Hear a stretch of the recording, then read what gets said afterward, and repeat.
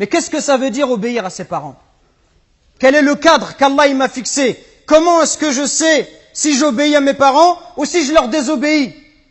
Peut-être que j'ai répondu à mes parents, peut-être que j'élève la voix sur eux, peut-être que je leur crie dessus, peut-être même, wal'iyadou billah, à notre époque, il n'y a rien d'étonnant, peut-être même que certains, ils insultent leurs parents, voire même ils lèvent la main sur eux ou ils les frappent.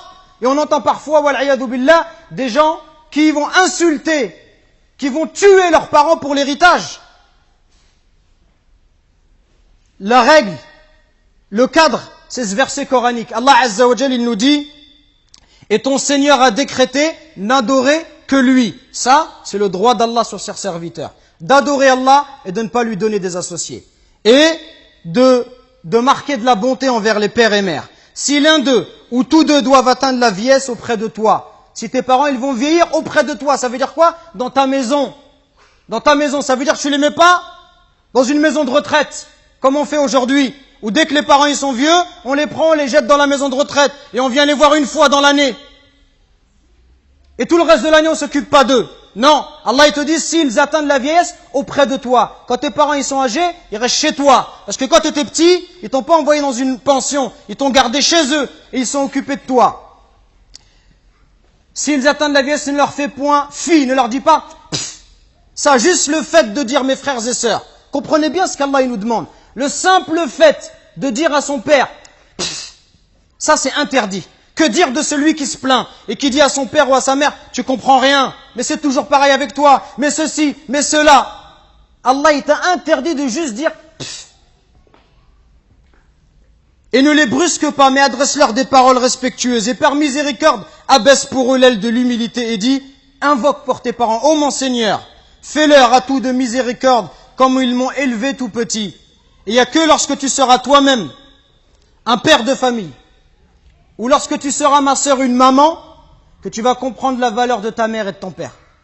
Quand tu vas voir que la mère, pendant 9 mois, elle te porte et elle subit les difficultés. Elle subit des coups de ta part.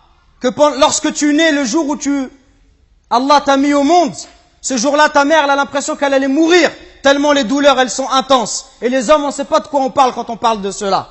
Il n'y a qu'une femme qui peut l'expliquer. Quand ta mère, pendant 2 ans, elle t'a allaité, elle dormait pas la nuit. Pendant 2 ans, tu lui as perturbé son sommeil. Quand tes parents, à 4 heures du matin, ils sont levés pour aller travailler, pour t'acheter des vêtements. Quand lorsque tu es malade, ta mère, elle trouve pas le sommeil. Même quand tu as 30 ou 40 ans, si tu rentres à 1 heure du matin, ta mère, elle t'attend encore pour demander de tes nouvelles ou pour te préparer à manger. Qui va se comporter avec toi si c'est pas ta mère et ton père? Qui va se comporter comme ça avec toi? Et nous, on est gentils avec nos copains. À n'importe quelle heure, on répond à l'appel de nos amis qui nous demandent de l'aide, on les aide. Mais est-ce qu'on aide nos parents? Est-ce qu'on est à leur écoute? Est-ce qu'on leur donne du temps? Est-ce qu'on leur montre du respect? Les anciens, ils disaient, Zayd al-Abidin, le petit-fils de Ali ibn Abi Talib, il disait, on lui disait, toi, t'es quelqu'un de très bon avec tes parents, pourquoi tu manges jamais avec ta mère? Il dit, parce que j'ai peur, si ma mère, elle voit dans l'assiette quelque chose qu'elle a envie de prendre, et si je le prends avant elle, j'ai peur qu'Allah, il compte cela comme la désobéissance. Et il disait rien d'étonnant à cela. Il disait, ceux qui ont vécu avant nous, ils considéraient comme un manque de respect envers les parents que d'habiter au premier étage et que de laisser habiter les parents au rez-de-chaussée. Regardez jusqu'où ça allait. Allahu Akbar. Le simple fait d'être au-dessus de sa mère, au premier étage, sa mère au rez-de-chaussée, ils considéraient ça comme un manque de respect. Et d'autres chez les Sahaba, ils disaient, quand il y avait un scorpion qui est rentré dans un trou, il a mis sa main et il s'est fait piquer. On lui dit, pourquoi tu mets ta main alors qu'il y a un scorpion? Il dit, parce que j'ai peur que ce scorpion il sorte et qu'il ne pique ma mère. Regardez le respect. Et regardez aujourd'hui l'attitude des enfants envers les parents. Regardez ne serait-ce que le regard, les yeux.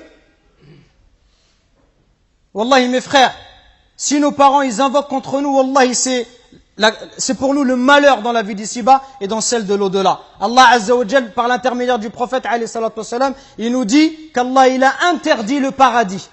Interdit le paradis à celui qui désobéit à ses parents. Donc attention mes frères, à ne pas causer du tort à nos parents, à ne pas leur manquer de respect, mais soyons plutôt à leur écoute, soyons plutôt bons, miséricordieux pour eux. Et ceux qui doivent le plus profiter de notre générosité, de notre douceur, notre bonté, notre bon comportement, les premiers à profiter de cela, ça doit être nos parents. Parce que viendra un jour où ils vont partir, Et le jour où ils vont partir, tu vas regretter. Et tu vas dire, ah, si je pouvais encore faire du khair à mon père, si je pouvais encore faire du khair à ma mère. Nous récoltons vos dons pour la construction d'une nouvelle mosquée à Longjumeau. Walillahi alhamd. Barakallahu fikum. Qu'Allah il accepte ces dons de votre part. Et continuons, Inch'Allah. Et bi'idhnillah, dans pas longtemps, on espère avoir de bonnes nouvelles. Qumu ila salatikum yarhamni wa yarhamkumullah.